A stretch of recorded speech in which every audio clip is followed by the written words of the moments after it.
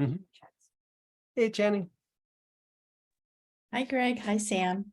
Hey, hey. Thank you for the class over the weekend. I have a Oh, question my for pleasure. class, and then I also have a question for you, not related to class, but Okay. I'm experiencing. So the first question on class is, I loved the class, super hard Was it because really? it Yeah. was hard for me I because mean, one, I couldn't stay. you're in I the could, kind of work and you're also like, head of a team and everything where I could see that maybe it was a little hard, because you have people grinding on you even when you don't know it. yes. So what was hard about the class is the oils were heavy hitter oils. Yeah. And Yeah. I found myself, it was really hard to stay awake. Oh, that's actually a good sign. Oh, I, Uh, I felt like I was hanging on it by a thread. There no, was a couple of times. super good sign. I was so Because scared to spill the tuberose, the osmanthus, like all the yeah. fancy oils that I sat up straight. And I think like when you're on an airplane, Yeah. you kind of fall asleep. I felt like I was just nodding off and just catching my neck and trying to hold my Hey, head up. let's hold on for just a sec. Let me go to the bathroom.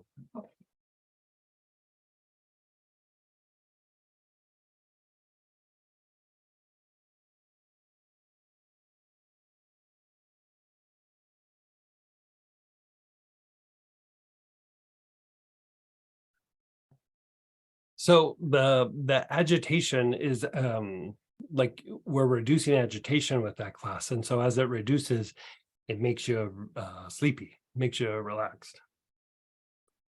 The very first part, like the first 2 minutes of class, you said a couple of things that hit home for me was Mhm, this addiction to difficulty or drama mhm, or attracting mhm. sort of people gnawing or grinding at you. I realized that I might have been the problem, that I might have had that pattern in my energy field. And do you remember saying that in the first like 2 to 5 minutes of class I on don't remember saying it, but that's a very common thing. Like I have to have that talk with myself sometimes as well. And when you're in a situation where there's like conflict and stress and stress and stress and stress, and then all of a sudden it goes away, or you can do something to make it go away, there's almost like this piece of like, but now what do I do? Like, you get kind of good at like developing the skill set to deal with it, and then when it goes away, it's just you get so used to it that it's hard to let it go. And so I don't want it. yeah. I don't want it. And I don't know where it began. I have a sense that it might have started at an earlier point in my life because of Sure. certain like dynamics. Yeah, But yeah. I am very clear that's not. I would do the same thing that we just talked about with Chris, where you kind of contemplate the pattern and then hold it in the ajna while you sit and think of it, let it go to the basic, and then do the with cistus, you're inhaling cistus here. And then the basic, and then go through the organs of blood purification, then go through the arms and legs, and then go to the spine. And then after all of that, a lot of time on the Ming Men. And you're literally, you could say like with that oil in that pattern, like sitting and thinking of what it is, it's a way to break down like an emotional pattern. Like a lot of times we think these patterns are more mental when really they're more emotional, where you're just dealing with opposition. And if you think of like what the solar plexus is, the solar plexus sees everything black and white. And some of these situations aren't as black and white as you think, but it gets so used to either relaxing, pushing back, goal, no goal, whatever it is, that the solar plexus will develop like a kind of certain pattern that it's like it generates a kind of momentum is the best way to describe it. Just gets this momentum going, and then even when you're done, you're like, okay, I'm done. But I tell that story of this one woman who, again, corporate, and she was in a company that was a startup, and she came from a company that was very, very successful. And she came into this startup company, and they're successful, but they're in the early stages. And so she's a headhunter, and she was doing the work of three people. I mean, she was literally doing three people's work. And I mean, never had enough time in the day, never had enough help, never could get enough done. I mean, but she was really rocking it. And so like this had gone on for like 2 years, and she got a vacation. She got like I think a 10-day vacation. And it was right around Thanksgiving. And so, we were talking before, and I was like, boy, you're going to get some rest. You're going to get to relax and everything.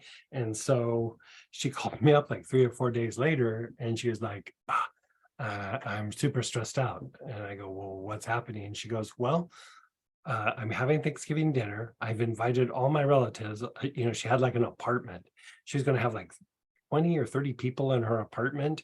She had decided to remodel the bathroom. And there was one other thing that she decided to do. It was like crazy, like the amount of stuff that she was wanting to do. And I was like, so you've been pushing 2 years and this is how you're going to relax? And she goes, this is relaxing.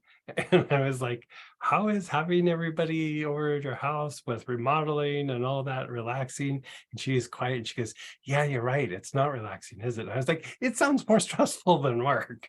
Her work was crazy stressful, but she got so used to handling stressful situations that it was just like, yeah, I could do that. Like I could pull all that off.